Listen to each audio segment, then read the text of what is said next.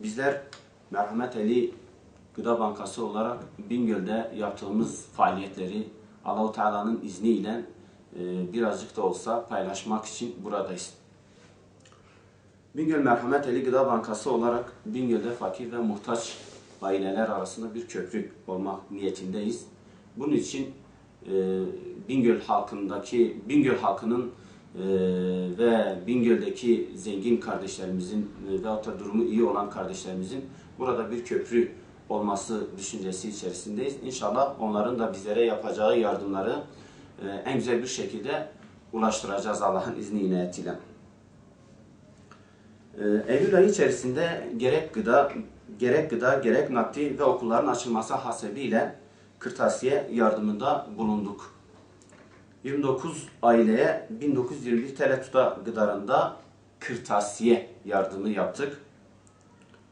15 aile 3265 TL tutarında nakdi yardımda bulunduk. Bunlarla birlikte 150 öğrencimize toplamda 4863 TL kırtasiye malzemesi dağıttık. Tabi bu yardımlar elbette ki hayırsever vatandaşlarımızın katkılarıyla meydana gelmiştir.